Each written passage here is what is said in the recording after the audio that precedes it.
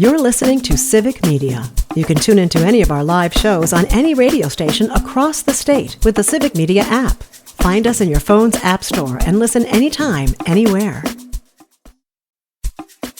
This is your WFHR Daily News Roundup for locally grown radio 97.5 FM and 1320 AM and WisCountry 105.5 FM WIRI in Wisconsin Rapids.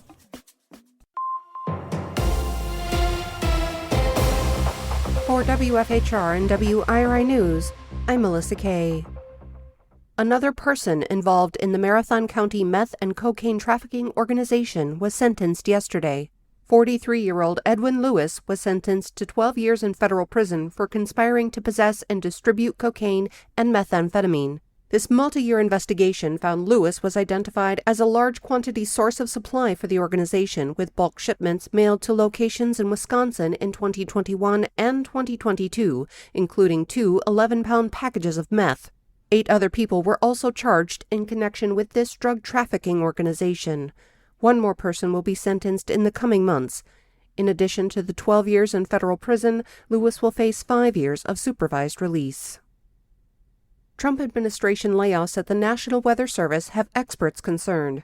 Our meteorologist Brittany Merlot has more.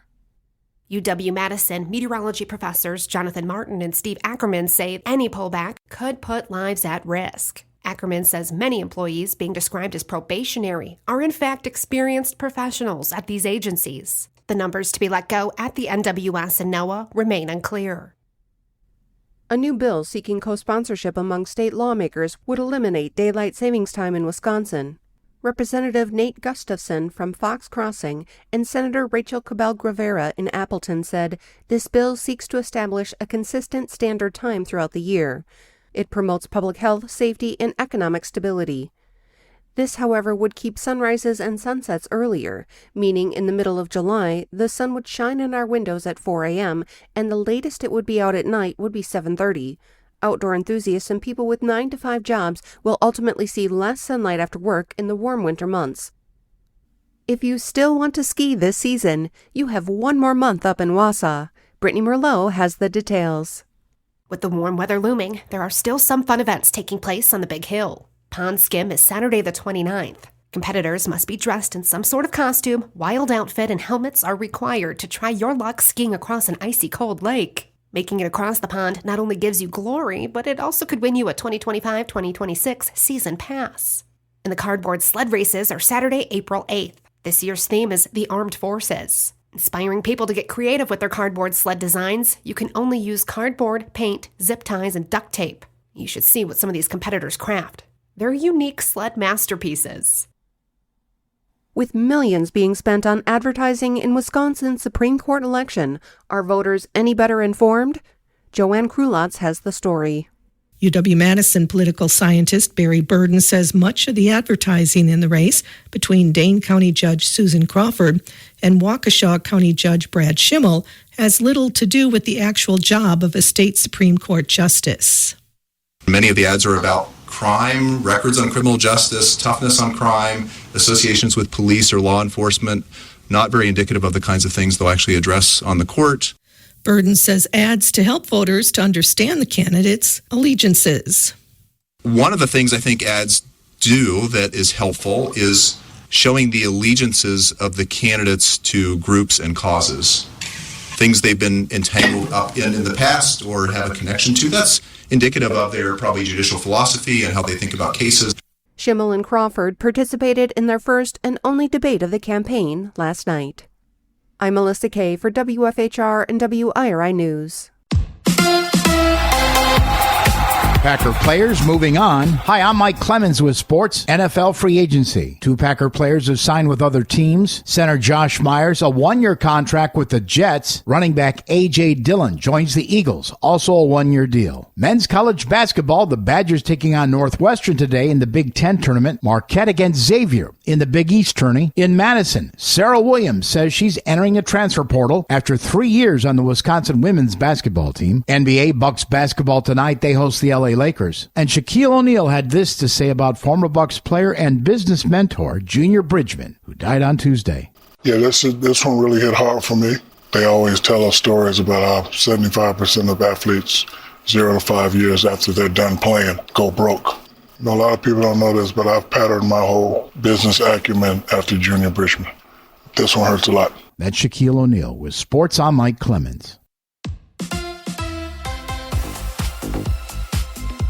On your entertainment beat, I'm Pete Schwaba. All right. Matthew McConaughey is back after a 6-year hiatus. The star of Dazed and Confused and True Detective returns to the big screen in The Rivals of Amzia King. During his hiatus, McConaughey wrote a book, spent time with his family, and stayed fresh by doing voice work in films like Sing 2. McConaughey's memoir, Green Lights, is now available. Will the new Jurassic Park be rated R? As a fan of dinosaurs and thrillers, I really hoped so, but seriously doubt it. Fans are speculating based on the new trailer and how dark it seems, and the fact that the franchise introduces a new, especially scary monster called the D-Rex. Social media users seemed excited at the idea of an R-rated, truly freaky Jurassic Park. Unfortunately, according to the experts, studios will most likely not want to give up those under-17 profits. Eric Stonestreet is expanding his acting talents. The hilarious and Emmy-winning Stonestreet, who played Cam on Modern Family for 9 seasons, has agreed to a role on Dexter. Stonestreet will play Dexter's estranged brother, who he was separated from at a young age. You can catch Eric Stonestreet on Dexter Sunday nights on Showtime. Hate speech and toxic social media users had to take a powder this past Monday when Twitter, also referred to as X, experienced outages, leaving anonymous users and bots with nowhere to spew their disinformation. Angry young men who hide behind avatars and fake screen IDs probably experienced calm for the first time in the last few years. Better a Twitter malfunction than a Cybertruck. Dolly Parton told Oprah Winfrey that she thought she would be a great mother. Parton elaborated, saying she and her recently deceased husband, Carl Thomas Dean, ultimately decided not to have kids because Parton wanted the freedom to pursue her career and be a mother to all children. That is so Dolly Parton. Parton said at one point they even had a name picked out if they had a girl, but decided against it. I'm guessing it was Dolly Jr.? Billy Joel is putting his health before his tour. The 75-year-old music icon has wisely chosen to postpone working the road so he can rehab after a recent medical procedure. Joel's camp says he will take 4 months away from performing to get his health back. Joel expects to make a full recovery and will resume his tour in Pittsburgh on July 5th of this year. For more showbiz fun, tune in to Nightlight with me, Pete Schwaba, weeknights from 6 to 8 p.m. on the Civic Media Radio Network. We are tracking a powerful spring storm system that could bring some thunderstorms tomorrow afternoon into tomorrow evening. Rain through Saturday, with rain changing to snow late Saturday night into Sunday. It's going to be windy with the system, too. Otherwise, today, partly cloudy, 64. Tomorrow, our high in the low to mid-70s. I'm meteorologist Sean Cable. Currently, it's 28. That's your WFHR and WIRI Daily News Roundup from Civic Media. Subscribe to this podcast on Spotify, Apple, or wherever you find your podcasts. Find more news at WFHR.com or WisCountry, that's WIS Country.com. The national news cycle never stops, but it can be hard to find news about your local community. Civic Media is dedicated to providing quality local and state news coverage across Wisconsin. With the Civic Media app, you can get notifications about local stories that matter to you and your community. Find the free Civic Media app in your phone's app store and choose notifications from the menu to tell us what kind of news you want to hear about.